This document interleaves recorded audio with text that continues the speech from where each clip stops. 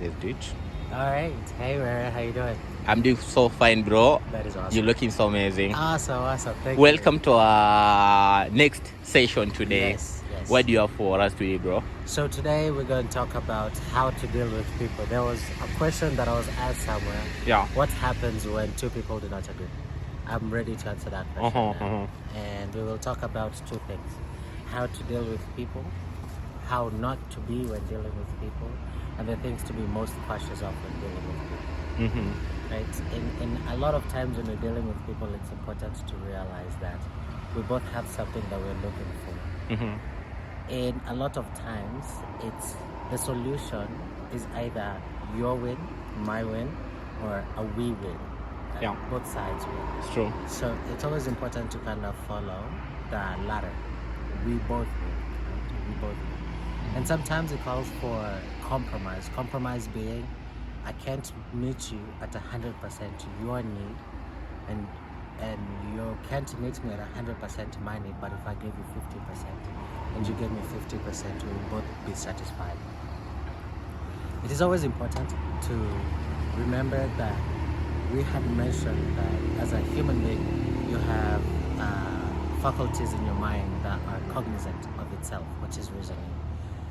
In addition to that, there's desire that drives our reasoning.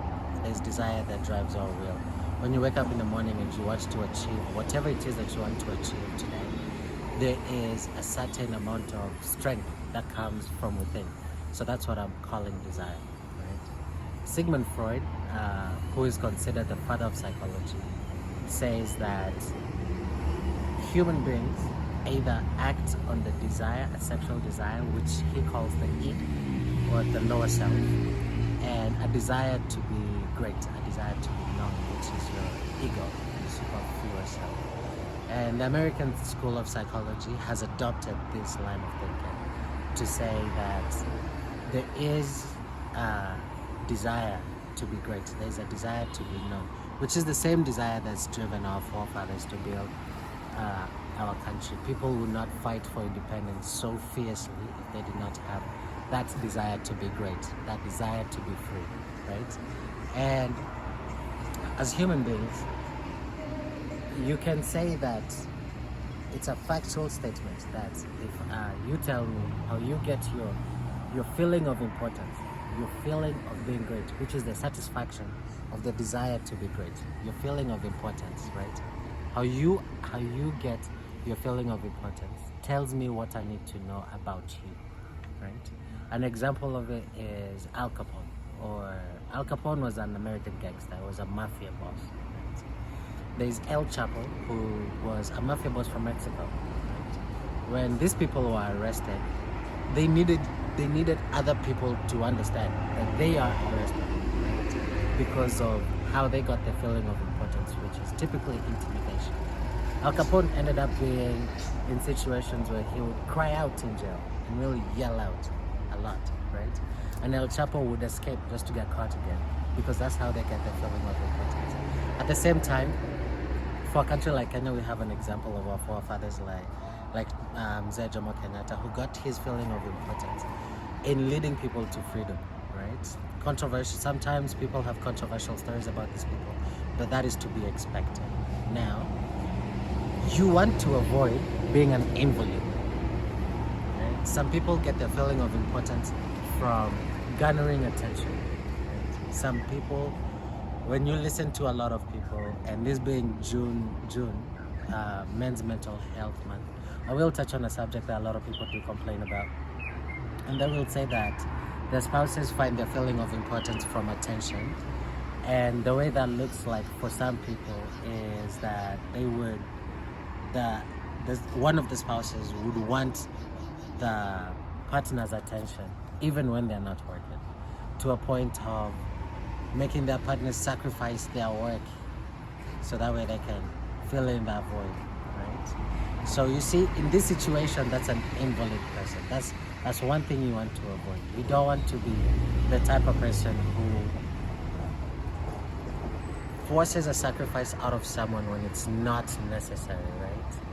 In such situations, it's important to find the win-win situation. A story that I will tell you to bring this home is there was once a person who was a therapist. And this therapist was walking from one town to another. Was a doctor, was walking from one town to another. In between town A and town B, there was a person who was a little sluggish, was crying a little bit. So the doctor asked the person, hey, how can I help you? I am a doctor, would like to help you. How can I help you? So the man handed the doctor a rope, a piece of rope, and went down a cliff and told the doctor, you stay there, hold this rope, I will come back up. I will tell you what is wrong with you when I reach the bottom of the cliff before coming back up. So the doctor was like, okay, that makes sense, I'll follow you and I will help you. So while the dude went down the cliff, he stayed down there. And every 30 minutes the doctor would be like, all right, you should be down by now. Tell me what's going on. The dude would say, okay, give me just 1 minute, just 1 minute. I am getting ready to tell you. I will tell you. Another 30 minutes would go on.